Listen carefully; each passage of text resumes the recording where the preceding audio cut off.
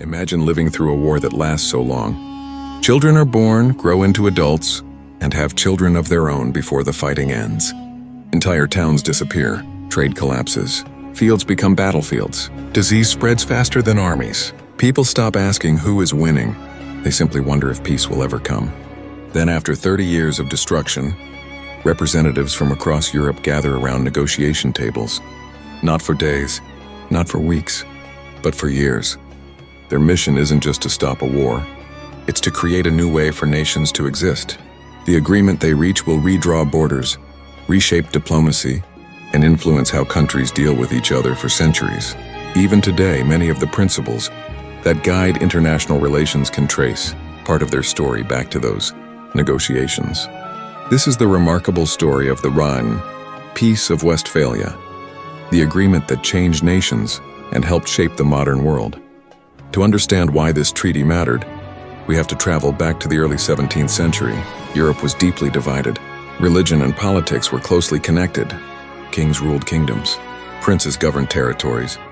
The Holy Roman Empire covered much of Central Europe, but it was not a single unified country. Instead, it consisted of hundreds of duchies, cities, bishoprics, and principalities, each with different rulers and interests. Tensions had been building for years. Disagreements over religion mixed with struggles for power, territory, and influence. In 1618, those tensions exploded into what became known as the 30 Years' War. What began as a regional conflict gradually drew in many of Europe's major powers. The fighting spread across large parts of the continent.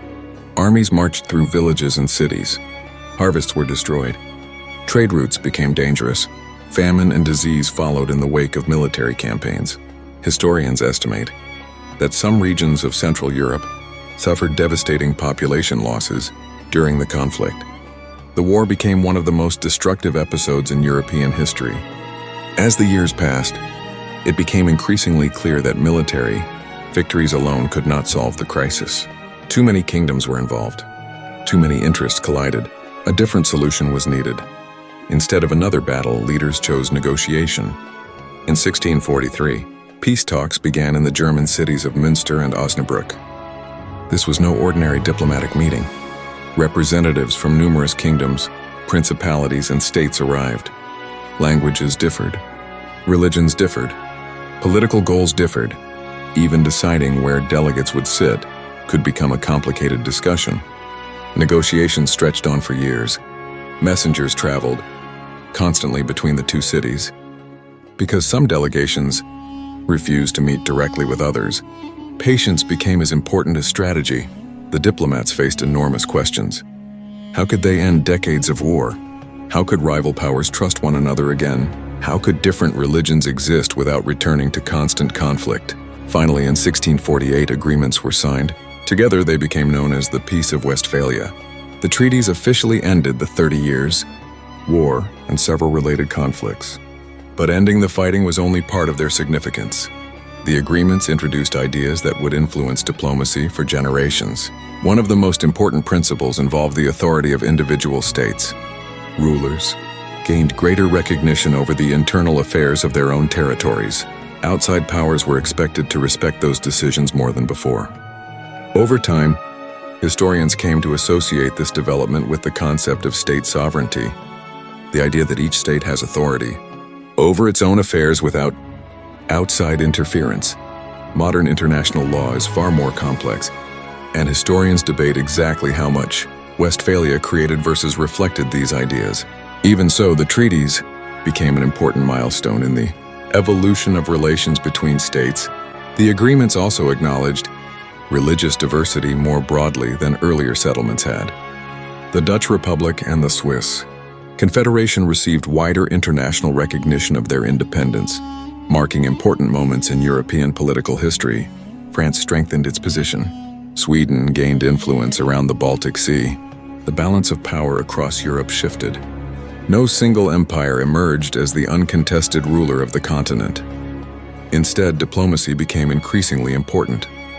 The treaties demonstrated that even the largest conflicts could eventually require negotiation. Rather than endless warfare, this changed the way European governments approached international politics. Ambassadors became more important. Permanent diplomatic missions became more common. Communication between governments gradually became more structured. War remained part of history, but diplomacy gained a stronger role alongside military power. Of course, the Peace of Westphalia did not solve every problem. Conflicts continued in Europe. New rivalries emerged. Future wars would reshape borders again. The treaties were not a perfect blueprint for peace. They reflected the political realities and limitations of the 17th century. Even today, historians continue debating exactly how revolutionary Westphalia truly was. Some argue it marked the birth of the modern international system. Others believe later generations exaggerated its influence. What most scholars agree upon is that the agreements became a lasting symbol of negotiated peace after one of Europe's most destructive wars. Perhaps the most remarkable lesson is this: the delegates who gathered in Münster and Osnabrück were not trying to create history. They were trying to stop suffering. They wanted farmers to return to their fields, merchants to reopen trade, families to rebuild their homes, children to grow up without hearing armies march past their villages. Sometimes history changes not because of one dramatic battle, but because people finally choose to keep talking instead of fighting. The Peace of Westphalia reminds us that negotiations can shape the future just as profoundly as victories on the battlefield. The soldiers who fought during the 30 Years' War changed history with courage and sacrifice. The diplomats who signed the treaties changed history with patience, compromise, and persistence. Their work helped establish patterns of international diplomacy that continued evolving for centuries. Today, whenever nations gather around negotiating tables to resolve disputes peacefully, they are participating in a tradition that echoes those historic meetings nearly 400 years ago. The world has changed enormously since 1648. Empires have risen and fallen. New countries have appeared. Technology has transformed communication. But the challenge remains the same. How can different nations with different interests find a way to live together without endless conflict? The Peace of Westphalia did not provide every answer, but it offered one enduring lesson. Even after decades of destruction, even when hatred seems impossible to overcome, peace can begin with a conversation.